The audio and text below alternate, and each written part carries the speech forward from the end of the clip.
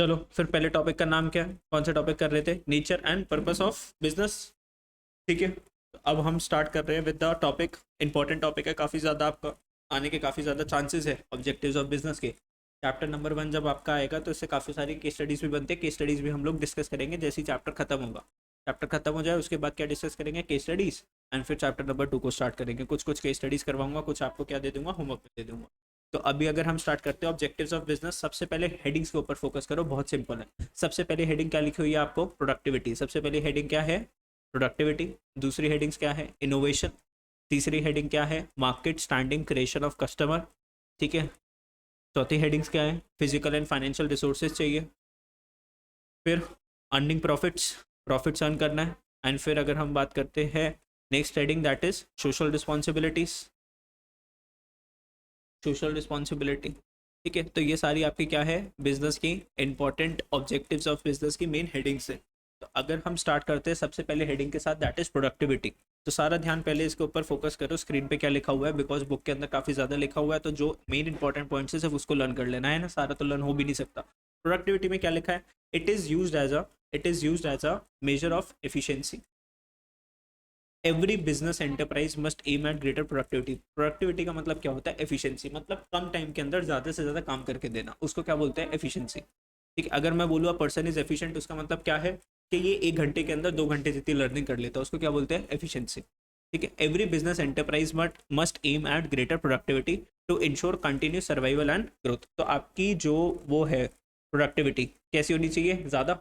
जितनी ज़्यादा आपकी प्रोडक्टिविटी होगी उतनी क्या आप क्या कर पाओगे, सर्वाइवल, एंड उतना ही आपकी कंपनी का क्या होगा, growth.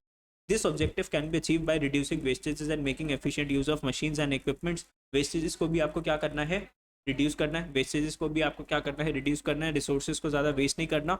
And equipments, human resources and money. तो आपके जो रिसोर्सेज क्या क्या होते थे, रिसोर्सेज फैक्टर्स ऑफ प्रोडक्शन, जैसे हमने इकोनॉमिक्स में पढ़े कि लैंड, लेबर, कैपिटल और एंटरप्राइज। ठीक है, तो अगर हम यहाँ पर बात करें तो लैंड इज अ रिसोर्स, और लेबर की बात करें तो लेबर की एफिशिएंसी को आपको वेस्ट नहीं करना। पता चले आपकी कंपनी में जो वर्कर्स काम कर रहे हैं वो मजे मार रहे हैं, इधर उधर बैठे हुए काम कर नहीं दे रहे, तो आपको ये देखना पड़ेगा कि हमारी जो रिसोर्सेज है उसकी वेस्टेज तो नहीं हो रही, और उनको एफिशिएंटली यूज़ करना है, किसको, मशीन्स को, और आपके पास जो इक्विपमेंट्स है उसको भी एफिशिएंटली आप यूज़ करोगे, और ह्यूमन रिसोर्सेज को, वर्कर्स को और अपने पैसे को। तो प्रोडक्टिविटी क्या है, it is use as a measure of efficiency. Productivity का मतलब हमें अपनी एफिशिएंसी को इंक्रीज करना पड़ेगा, क्यों, क्योंकि हमें मार्केट में सर्वाइव करना है, ग्रो करना है। प्रोडक्टिविटी, हमें अपनी एफिशिएंसी ग्रो करनी है क्योंकि हमें मार्केट में क्या करना है, सर्वाइव करना है और ग्रो करना है। ठीक है, किस चीज़ के लिए, ग्रोथ के लिए, सर्वाइवल के लिए। इसका ऑब्जेक्टिव इज अचीव बाय, एक इसको कैसे पूरा करोगे, अपने वेस्टेजेस को रिड्यूस करके। ठीक है, एफिशिएंट किसको यूज करना है, मशीन्स को, इक्विपमेंट्स को और ह्यूमन रिसोर्सेज को और मनी को। Simple, easy. अब बात करते हैं सेकंड पॉइंट कौन सा है, इनोवेशन। इनोवेशन में देखो आप लोग क्या लिखोगे, innovation means making new products और adding new features of old products for making it more useful. Zoom करना है, चलो देखो इनोवेशन में क्या लिखा हुआ है, innovation means making making new products और adding new features of old products for making it more useful. या तो नया प्रोडक्ट बनाओ, या अभी आपके पास जो प्रोडक्ट है उसके अंदर कोई नया फीचर डालो, उसको क्या बोलेंगे, इनोवेशन। ठीक है, इम्प्रूविंग मेथड्स ऑफ प्रोडक्शन, जैसे अभी आप काम कर रहे हो उस मेथड के क्या करो, उसके प्रोडक्शन के मेथड्स को चेंज करो। ठीक है, जैसे कंपनी में प्रोडक्शन चल रही है, जो भी मशीनरी से प्रोडक्शन चल रही है उसको चेंज करो, मेथड्स ऑफ प्रोडक्शन को आपको चेंज करना है। Distributing, exploring new markets. In these days of competition business can be successful only if it creates new designs. जब तक बिजनेस, आज की डेट में कॉम्पिटिशन इतना है, आपको क्या बनाने पड़ेंगे, न्यू डिजाइंस, और अच्छी आपको क्या चाहिए, मशीन्स चाहिए, अच्छी टेक्नोलॉजी चाहिए एंड न्यू वैराइटीज। तो इनोवेशन का मतलब क्या है, या तो आप न्यू प्रोडक्ट्स बना रहे हो, या फिर न्यू प्रोडक्ट के मतलब कोई नए फीचर्स ऐड कर रहे हो अपने ओल्ड प्रोडक्ट्स के अंदर। अब जैसे कार्स होती है, कार का नाम तो वही रहता है, लेकिन एवरी ईयर जब भी वो नया मॉडल आता है तो उसके अंदर कुछ एडिशनल फीचर्स वो लोग क्या कर देते हैं, ऐड कर देते हैं, और नया मॉडल उसको नाम दे देते हैं। उन्होंने क्या करा, इनोवेशन करी, लेकिन उसके अंदर चीज़ तो वही थी, लेकिन उसके अंदर क्या कर दिया, ऐड कर दिया कुछ नए फीचर्स, है ना, ओल्ड फीचर्स को थोड़ा सा क्या कर दिया, अपग्रेड कर दिया। ठीक है, या फिर आपको इंप्रूव करने हैं मेथड्स ऑफ प्रोडक्शन, और डिस्ट्रीब्यूट करना है, एक्सप्लोर करनी है नई नई मार्केट्स को। ठीक है, और जैसे जैसे कंपटीशन हो रहा है आपको न्यू डिज़ाइन की ज़रूरत है, अच्छी मशीन्स की ज़रूरत है, अच्छी टेक्निक्स की ज़रूरत है। ठीक है, ओके, इजी, इनोवेशन। अब बात करते हैं किसकी, market standing and creation of customer. आप बिजनेस करना है तो क्या चाहिए, कस्टमर। तो business can survive for a longer period only if it is able to capture a big share in the market. आपको मार्केट में क्या चाहिए? बड़ा शेयर। मतलब आपके साथ थोड़े से कस्टमर्स होने चाहिए, बहुत सारे कस्टमर्स कनेक्टेड होने चाहिए, बहुत सारा, ज़्यादा कमाना है तो बहुत सारे कस्टमर्स चाहिए, थोड़े से कस्टमर से नहीं कमा पाओगे। एंड अ मार्केट स्टैंडिंग, मतलब मार्केट के अंदर आपकी पोजीशन होनी चाहिए कि हाँ आपको सब जानते हैं पहचानते हैं आपके बिजनेस के बारे में, गुडविल होनी चाहिए मार्केट के अंदर। It is possible only when business provides goods and services to satisfy. ये कब होएगा? कि आप जो गुड्स एंड सर्विसेज जो प्रोवाइड जो कर रहे हो ना, उससे कस्टमर की नीड्स एंड वांट्स क्या होनी चाहिए? सेटिस्फाई होनी चाहिए। ये कब होगा? ऐसा कब होगा? Market standing. और कस्टमर कब आएगा आपके पास? आपकी जो गुड्स एंड सर्विसेज वो अच्छी होनी चाहिए, कस्टमर की नीड्स और वांट्स को क्या करो? सेटिस्फाई करो। Therefore creation and satisfaction of customer is an important objective of business.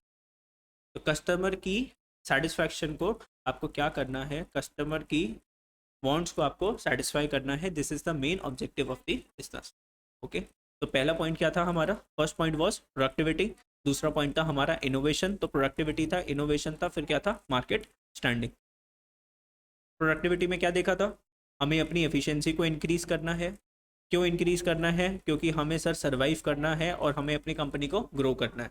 ये एफिशिएंसी कैसे इंक्रीज होती है? वेस्टेजेस को रिड्यूस करके, मशीन को, इक्विपमेंट्स को अच्छे से यूज़ करके, एफिशिएंटली यूज़ करके, और ह्यूमन रिसोर्सेज को और मनी को अच्छे से यूज़ करके, एफिशिएंटली इन सबको यूज़ करना।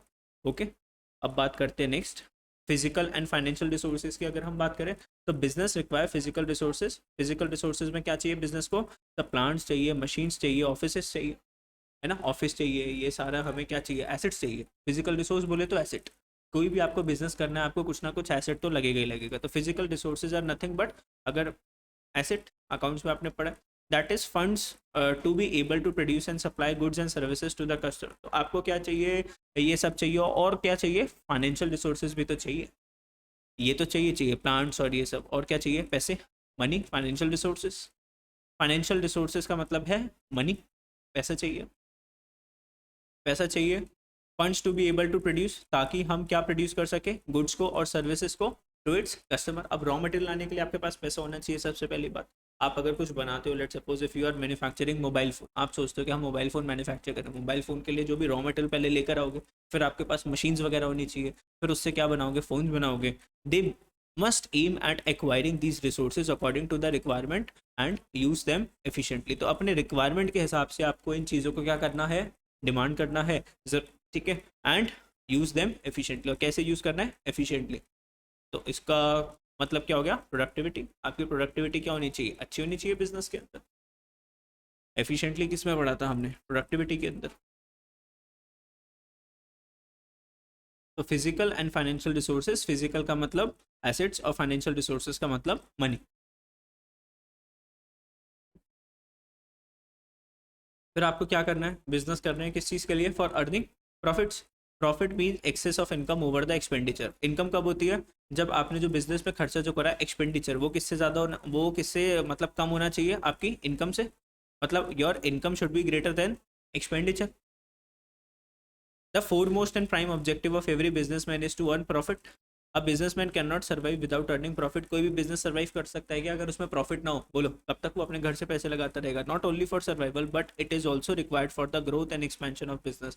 तो सर्वाइवल भी चाहिए। देखो प्रॉफिट किस चीज़ के लिए चाहिए? सर्वाइवल के लिए, ग्रोथ के लिए और एक्सपेंशन के लिए।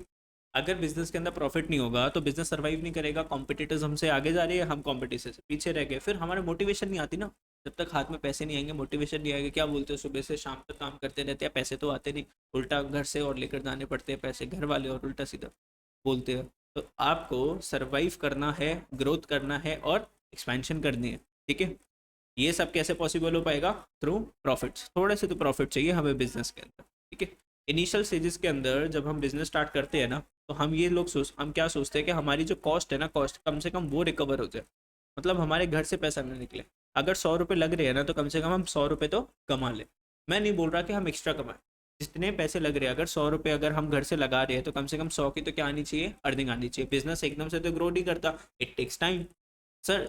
मतलब शुरू में क्या होना चाहिए? ये जो 100 रुपये की जो कॉस्ट है ना, ये रिकवर हो जाए धीरे धीरे। 100 का अगर अब हम 100 रुपये लगा रहे हैं, तो धीरे धीरे हमें चाहिए कि 110 रुपये हमारे पास आ गए, 10 का प्रॉफिट आ गया हमारे पास। ठीक है, धीरे धीरे फिर बात करते हैं किसकी, सोशल रिस्पॉन्सिबिलिटी। सोशल रिस्पॉन्सिबिलिटी क्या है बिजनेस की, it refers to the obligation of the business firms to contribute resources for solving social problems. अब जैसे बहुत से बड़ी बड़ी कंपनीज जैसे रिलायंस इंडस्ट्रीज, इसने बहुत से अपने एनजीओ चला रखे हैं, नॉन फॉर प्रॉफिट ऑर्गेनाइजेशन, बच्चों को पढ़ाना, ठीक है, लोगों को एम्प्लॉयमेंट अपॉर्चुनिटीज़ देना, ठीक है, ये सारे कौन चलाती है, बड़ी बड़ी कंपनी चलाती है, एनजीओ वगैरह आपने नाम सुना होगा, ठीक है, non for profit organisation, and work in a socially desirable manner. और ऐसे काम करो कि जैसे लोग बाग आपको क्या करें, एडमायर करें कि हाँ इस कंपनी ने कुछ अच्छा करा।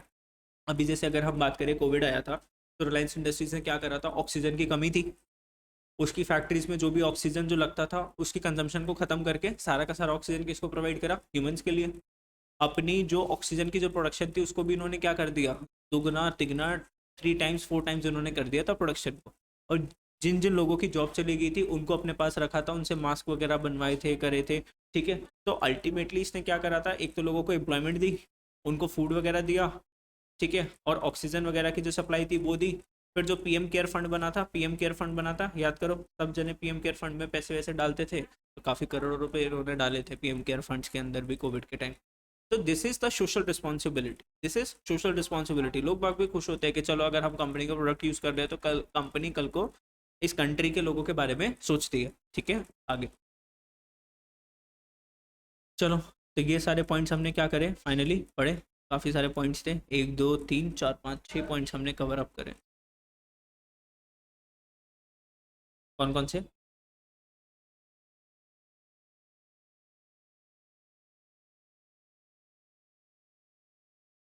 कोई बात नहीं, उनको भी कवर अप कर लेंगे। ऑब्जेक्टिव्स ऑफ बिजनेस,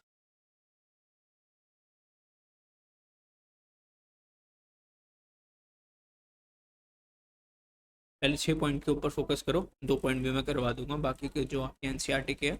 पहले फर्स्ट पॉइंट क्या था, productivity. Second point innovation. Third point market standing. और फोर्थ पॉइंट क्या था, फोर्थ पॉइंट क्या था, physical and financial resources. Fifth point क्या था, प्रॉफिट, प्रॉफिट अर्निंग। और लास्ट पॉइंट क्या था, सोशल रिस्पॉन्सिबिलिटी, सोशल रिस्पॉन्सिबिलिटी। चलो अब तो थोड़ा लर्न हो गया। अब सबसे पहला पॉइंट क्या था, प्रोडक्टिविटी, प्रोडक्टिविटी था, इनोवेशन था, मार्केट स्टैंडिंग था, प्रॉफिट था, सोशल रिस्पॉन्सिबिलिटी था, physical and financial resources. 3 P है, एक पी था प्रोडक्टिविटी, एक पी था प्रॉफिट, एक है फिजिकल एंड फाइनेंशियल रिसोर्सेज। 3 तो पी हो गए आपके, एक हो गया इनोवेशन और एक क्या हो गया मार्केट स्टैंडिंग और एक है आपका सोशल रिस्पॉन्सिबिलिटी। तो 3 तो पी है, पी प्रॉफिट, प्रोडक्टिविटी और फिजिकल एंड फाइनेंशियल रिसोर्सेज। फिर एक हो गया आई, इनोवेशन। फिर एक हो गया मार्केट स्टैंडिंग और एक क्या है आपका सोशल रिस्पॉन्सिबिलिटी।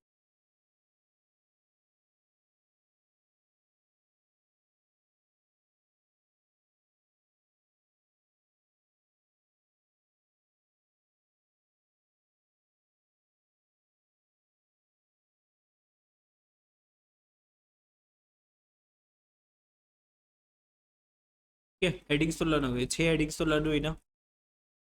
3 पी और एक आई, एक एस और एक एम।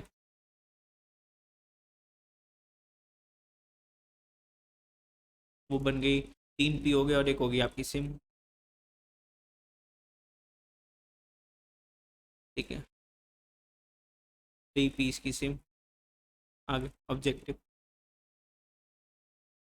तो 3 पी और एक सिम, एस आई सिम।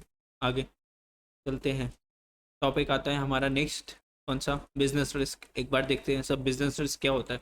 देखो बिजनेस रिस्क क्या होता है, the term business risk refers to possibility of inadequate, क्या है इसके पास, इनएडिक्वेट प्रॉफिट्स और even losses due to uncertainty और अनएक्सपेक्टेड इवेंट्स। अब बिजनेस में क्या होता है, कुछ भी हो सकता है। अब पता चला बिजनेस के अंदर रात को ताला लगा के गए, चोरी हो गई या फायर हो गई, ठीक है।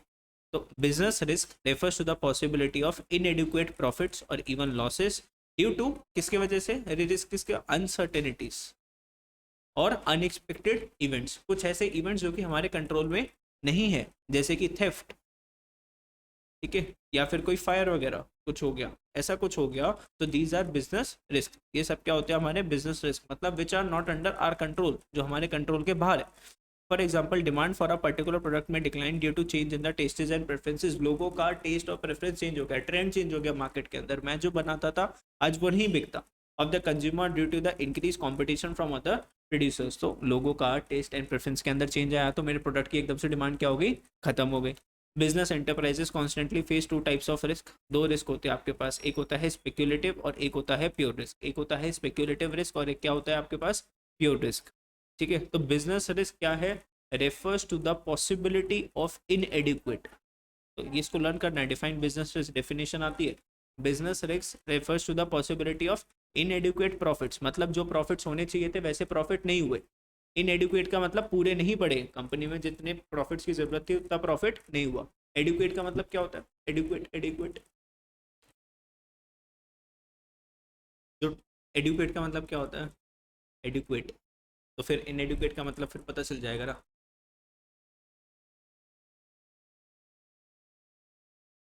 एडिक्वेट का मतलब होता है जितनी चीज़ की रिक्वायरमेंट है उतनी चीज़ हमारे पास है, जितनी चीज़ की रिक्वायरमेंट है उतनी हमारे पास वो चीज़ पर्टिकुलर वो आइटम है, उसको क्या बोलते हैं, एडिक्वेट। अब जैसे मैं यहाँ पे बोलूँ कि this room has a capacity of 10 students, तो इस रूम के अंदर जैसे एडिक्वेटली कितने स्टूडेंट्स बैठ सकते हैं, 10 स्टूडेंट्स बैठ सकते हैं। तो इनएडिक्वेट क्या हो गया कि अब अगर मैं यहाँ पर 12 बच्चे बैठा दूँ, 13 बच्चे बैठा दूँ, वो क्या हो जाएगा, इनएडिक्वेट। ठीक है, ओके, तो एडुकेट का मतलब क्या है, जो चीज़ पूरी पूरी है। इनएडुकेट का मतलब जो चीज़ पूरी पूरी नहीं है। ओके, तो हमें जितना प्रॉफिट चाहिए था, लेट सपोज हमारे बिजनेस में जो खर्चा था वो 10 लाख रुपए साल का खर्चा था, कितना खर्चा था साल का, 10 लाख का खर्चा था। तो 10 लाख का खर्चा करने के लिए एडुकेट प्रॉफिट कितना होना चाहिए, 10 लाख का एडुकेट प्रॉफिट होना चाहिए ना। क्या हुआ, 10 लाख का हमारे कंपनी में क्या होता था, एक्सपेंस होता था हर साल, तो एडुकेट प्रॉफिट हमें कितना चाहिए, 10 लाख रुपए, तो मिनिमम हमें इतना पैसा चाहिए ही चाहिए। ठीक है, उससे कम हो रहा है, किस वजह से, लॉसेस के वजह से। और लॉस किस वजह से है, ड्यू टू अनसर्टेनिटीज और अनएक्सपेक्टेड इवेंट जो हमारे कंट्रोल में नहीं है। फ्यूचर में कुछ ऐसी चीज़ें हो गई which are out of our control. चलो आगे। तो business risk are of two types, एक है स्पेक्यूलेटिव रिस्क और एक कैसा रिस्क है आपका, प्योर रिस्क। एक स्पेक्यूलेटिव रिस्क और एक आपका प्योर रिस्क। अब यहाँ पे बिजनेस रिस्क की बात करते हैं, तो सबसे पहला कौन सा रिस्क आया अपना, स्पेक्यूलेटिव रिस्क आया। Speculative involves both the possibility of gain, हो सकता है आपको बिजनेस में क्या हो गया, बहुत ज़्यादा प्रॉफिट भी हो गया, इतना आपने सोचा नहीं था उससे ज़्यादा प्रॉफिट हो गया, as well as the possibility of loss, जितना सोचा नहीं था उससे ज़्यादा क्या हो गया, लॉस हो गया। दोनों ही चीज़ हो सकती है, प्रॉफिट भी हो सकता है, लॉस भी हो सकता है। मान लो आप बहुत सारों से लॉटरी की टिकट परचेज करते थे, लॉटरी परचेज करते थे, इस साल लॉटरी परचेज करी, निकल गई 2 करोड़ की लॉटरी, तो ये क्या है, स्पेक्यूलेटिव। ये क्या हो गया, एकदम अचानक से हमारी क्या निकल गई, 2 करोड़ की लॉटरी निकल गई, now this is speculative gain. या कोई स्पेक्यूलेटिव लॉस हो गया, कोई चोरी वगैरह हो गई, ठीक है, चोर आया था, ये सामान लेकर भाग गया हमारा, या कोई फायर वगैरह हो गई, तो ये क्या है, स्पेक्यूलेटिव लॉस।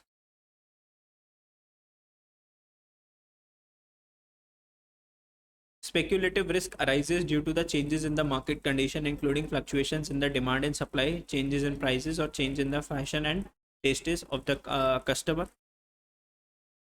तो स्पेक्यूलेटिव रिस्क किस वजह से होता है, due to changes in the market condition, market condition में कोई चेंज आ गया, including influence fluctuations in demand and supply. अब जैसे मान लो एकदम से कोविड का सिनेरियो आया था तो सबकी शॉप्स वगैरह बंद हो गई थी, लोगों की सेल्स नहीं हो रही थी, तो मार्केट कंडीशन के अंदर चेंज आया नहीं आया, यस मार्केट कंडीशन के अंदर चेंज आया।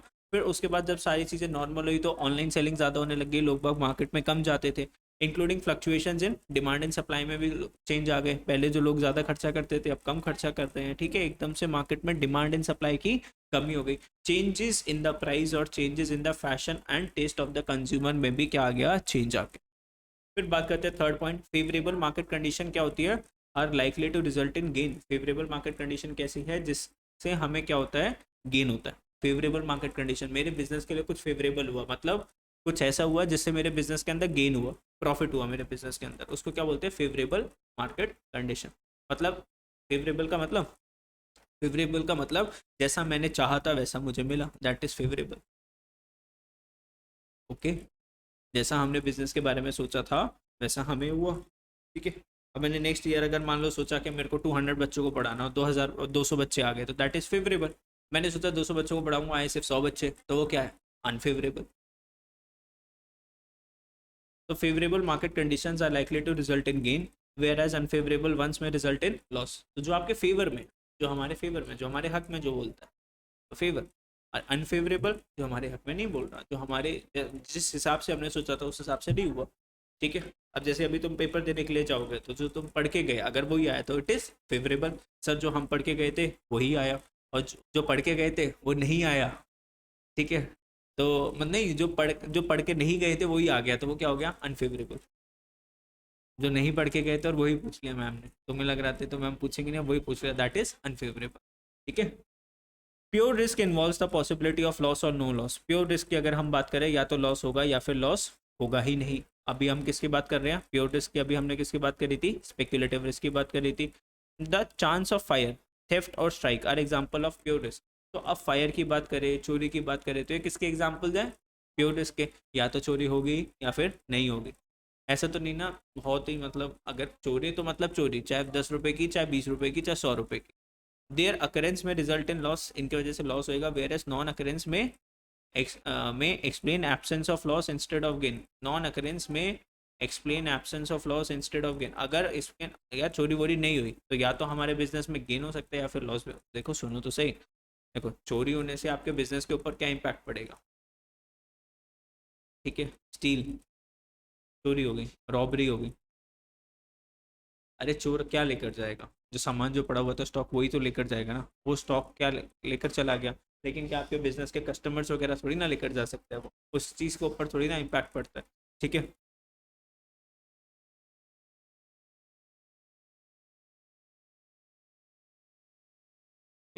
अगर हम यहाँ पे बात करें तो देयर अकरेंस में रिजल्ट इन अ लॉस, इनकी वजह से लॉस तो होगा। वेयर एज नॉन अकरेंस में not result in a loss instead of gain. अब ऐसा नहीं है कि अगर चोरी होगी तो इसलिए हम लॉस में गए। हो सकता है ना हमारे बिजनेस में जितनी हमने सेल्स सोची थी उतनी सेल्स नहीं हुई, फिर भी हमारा बिजनेस लॉस में जाना ही था। मतलब पूरा का पूरा हम चोरी को तो नहीं बोल सकते। अब डिपेंड करता है चोरी कितनी बड़ी है कितनी छोटी सी चोरी। अब आपका 10 लाख का प्रॉफिट होना था, अब उसके अंदर अगर मैं बात बोलूँ 1 लाख रुपए की चोरी हो गई, तो अब प्रॉफिट कितने का है, 9 लाख का है ना। प्रॉफिट तो है ना 9 लाख का, लेकिन वो पहले कितना हो सकता था, 10 लाख का, लेकिन अब कितना हुआ, 9 लाख का। ठीक है, अब प्रॉफिट था 1 लाख रुपए का, चोरी हो गई 5 लाख रुपए की। प्रॉफिट था 1 लाख रुपए का, स्टॉक पड़ा हुआ था 5 लाख की, चोरी हो गई तो कंपनी लॉस में चलेगी 4 लाख रुपए की। अब ये थोड़ा सा इसने क्या करा, हमें इम्पैक्ट करा बिजनेस के अंदर। ठीक है, ओके। तो प्योर रिस्क के अंदर या तो क्या होगा, लॉस होगा या फिर नहीं होगा, पूरा पूरा, है ना।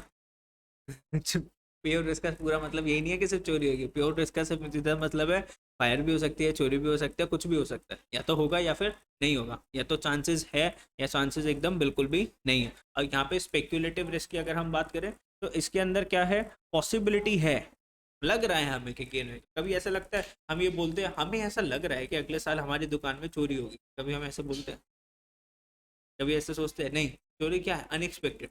लेकिन हम ये सोचते हैं कि हमें ऐसा लग रहा है अगले साल हमारे पास इतना गेन होगा, जिस हिसाब से अभी बिजनेस चल रहा है तो हमें लग रहा है कि बिजनेस अच्छा चलेगा। या फिर अभी हमें लग रहा है हमारे कस्टमर्स कम होते जा रहे हैं धीरे धीरे, अगले साल ऐसा लग रहा है कि इस बिजनेस के अंदर हमारा क्या हो जाएगा, खत्म हो जाएगा, नया बिजनेस करना पड़ेगा, ऐसा हमें लग रहा है। लेकिन कभी ऐसा नहीं, हमें लग रहा है हमारे कंपनी में अगले साल आग लगे, हमें ऐसा लग रहा है अंदर से, ऐसा नहीं हो। ठीक है, तो यहाँ पर क्या है, पॉसिबिलिटी, यहाँ पर क्या है, पॉसिबिलिटी, प्रोबेबिलिटी। क्लास 10th में तुमने क्या पढ़ा था, चैप्टर पढ़ा है प्रोबेबिलिटी। तो यहाँ पे प्रोबेबिलिटी है कि या तो हमें गेन होगा, चांसेस है, या फिर प्रोबेबिलिटी है, सिचुएशन ऐसी बता रही है कि लॉस होगा। अगर सिचुएशन हमारे जैसी चल रही है, फेवरेबल है, तो हम क्या बोलेंगे, गेन हुआ। अगर अनफेवरेबल चल रही है तो हम क्या बोलेंगे कि हमें लॉस हो सकता है। और प्योर रिस्क क्या है, या तो होगा या नहीं होगा, पॉसिबिलिटी नहीं है, पॉसिबिलिटी नहीं है, या तो हो जाएगा किसी दिन चोरी या फिर नहीं होगी।